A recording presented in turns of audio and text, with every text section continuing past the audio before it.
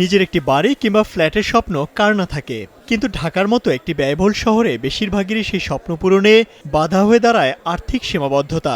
বিশেষ করে উচ্চ মূল্যের কারণে একটি ফ্ল্যাট বা প্লটের মালিক হওয়ার স্বপ্ন যেন মধ্যবিত্তের কাছে অধরাই থেকে যাচ্ছে। এমন বাস্তবতায় একটি কার্যকর সমাধান হতে পারে হোম লোন। রিহ্যাবের উদ্যোগে রাজধানীতে 4 দিনের আবাসন মেলায় ক্রেতা দর্শনার্থীদের আগ্রহ ছিল মেলায় অংশ নেয়া বিভিন্ন ব্যাংক ও আর্থিক প্রতিষ্ঠানের স্টলগুলোতে।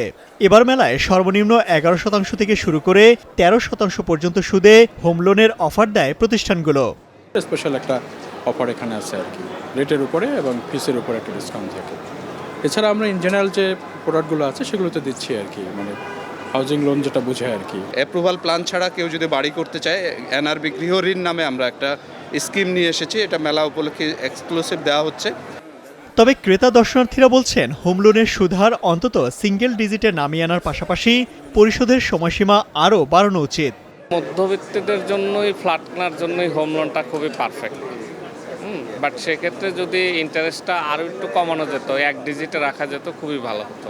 কোনো একটা হাউজিং বা কোথাও কিছু একটা করতে গেলে সেখানে তার ফিনান্সিয়াল সাপোর্ট অবশ্যই দরকার, যাতে এককভাবে তার পক্ষে সম্ভব না, ফিনান্সিয়াল সাপোর্ট পেলে কাজটা সে সহজে করতে পারে। আগে ধারণা ছিল যে আগে ইনভেস্ট করার পরে তারা লোন দিবে, এখন এই ব্যাংকটা আমাকে একটু বেনিফিট দিল যে না, আপনি আগে ইনভেস্ট করতে হবে না, আপনি লোন পায়ে ইনভেস্ট করতে পারবেন আপনার জমিতে।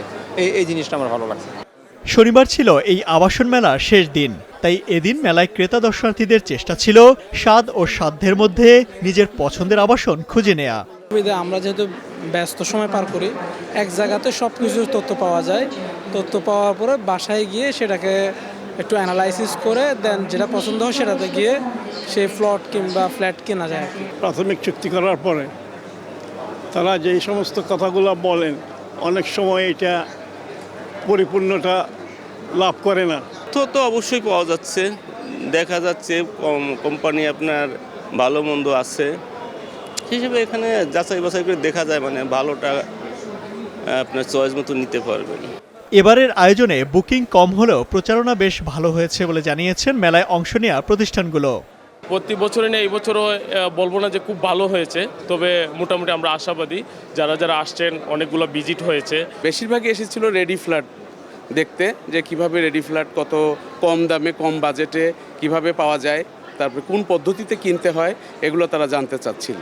আয়োজকরা জানান, নতুন ড্যাপ ও ঢাকা মহানগর ইমারত বিধিমালা 2025 প্রকাশের পর আবাসন খাতে আস্থার পরিবেশ তৈরি হয়েছে, যার প্রভাব আগামী দিনগুলোতে পড়বে বলে আশা করছেন তারা।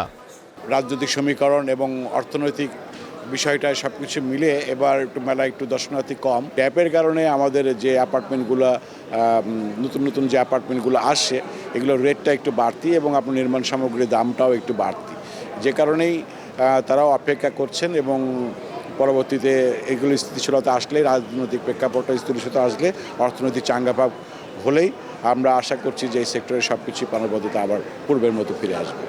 বুধবার থেকে শুরু হওয়া রিহ্যাব আবাসন মেলা 2025-এর আয়োজন শেষ হয় শনিবার রাতে। এই মেলায় ক্রেতা দর্শনার্থী, আর্থিক প্রতিষ্ঠান এবং আবাসন কোম্পানিগুলোর মাঝে মেলবন্ধন তৈরি হয়েছে বলে মনে করছেন আয়োজকরা। Imtiaz Ahmed, Star News, Dhaka.